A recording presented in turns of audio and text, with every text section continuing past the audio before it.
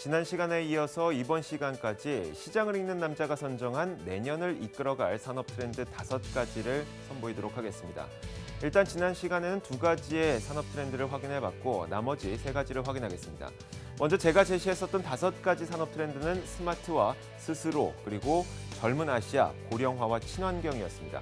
지난 시간에 이 앞에 있는 2가지를 살펴봤기 때문에 3번째 트렌드 젊은 아시아를 살펴보도록 하겠습니다. 전 세계에는 현재 72억 5천만 명 정도의 인구가 거주하고 있는 것으로 알려지고 있습니다. 그 가운데 아시아에 살고 있는 젊은이들이 10억 4천만 명 정도가 된다고 하는데요. 이 전 세계 가운데 아시아에 살고 있는 20, 30대 젊은이들 꾸준히 증가를 하면서 최근에 10억 명을 돌파했습니다. 그런데 이런 10억 명 가운데 절반가량인 약 4억 6천만 명 정도가 중국에 거주하고 있는 20, 30대 젊은이들입니다. 그런데 이들의 특징을 살펴보게 되면 모바일 쇼핑에 매우 강하고요. 그리고 모바일 게임을 이용하면서 모바일 투자에 익숙한 그런 특징을 갖고 있습니다. 즉 4억 6천만 명의 중국의 20, 30대 젊은이들이 모바일에 굉장히 익숙하기 때문에 모바일로 시청할 수 있는 모바일 미디어 콘텐츠 시장의 가능성이 있다는 것이죠. 실제로 이 중국의 제작 기업인 화처미디어의 왕총 부사장은 이런 이야기를 하기도 했습니다. 중국에서 인터넷을 이용해 온라인 동영상을 시청하는 이용자가 4억 4천만 명을 넘어섰고 중국에서는 온라인 동영상을 시청하는 시청자가 텔레비전을 이용해서 시청을 하는 사람들보다 넘어섰다 이런 이야기를 하기도 했습니다. 20, 30대 젊은이들이 미디어에 그리고 동영상, 온라인 미디어, 모바일 미디어에 굉장히 익숙한데 그 가운데 이 많은 사람들이 온라인 미디어를 이용하고 있다는 것을 의미합니다. 중요한 것은 이것이겠죠. 그렇다면 이런 수혜가 우리나라에 얼마나 직접적인 영향을 미치겠느냐입니다. 최근 여러분들이 이런 보도 많이 봤을 겁니다. 국내에 있는 미디어 콘텐츠 기업에 중국 자본이 유입됐다, 투입됐다 이런 이야기 많이 봤을 텐데 실제로 거침없이 하이킥 등 이 하이킥 시리즈를 탄생시켰던 초록뱀 미디어 얼마 전에는 인기 드라마 프로듀서를 제작하게 됐습니다.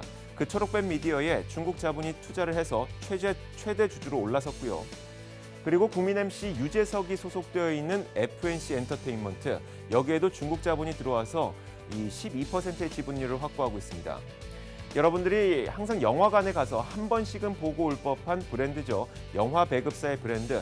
이런 여러 가지 영화 배급사의 브랜드에도 중국 자본이 투입되어 있습니다.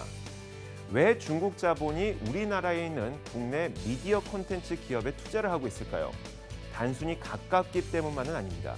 바로 중국의 젊은이들이 우리나라의 영화와 드라마를 좋아하고 사랑하기 때문이죠. 그렇기 때문에 내년 시장도 우리나라의 미디어 콘텐츠 산업 가능성이 있어 보인다는 것입니다.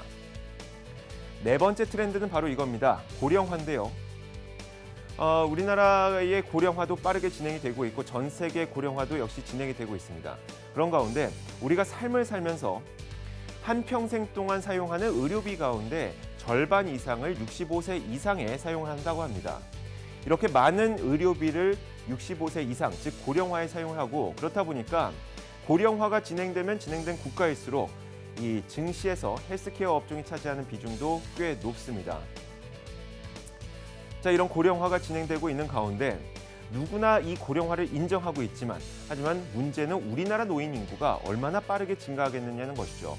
50대가 10년이 지나서 60대 되고 60대가 10년 지나서 70대가 되는데 얼마나 빠르게 증가하겠습니까? 그렇기 때문에 답은 국내 고령화가 아닌 세계 고령화에서 찾아야 되는 겁니다. 세계 고령화를 공략할 수 있는 헬스케어 기업이 내년 시장을 이끌어갈 수 있다는 것이죠. 실제로 이 대표적인 장수 국가인 일본의 사례만 보더라도 그렇습니다.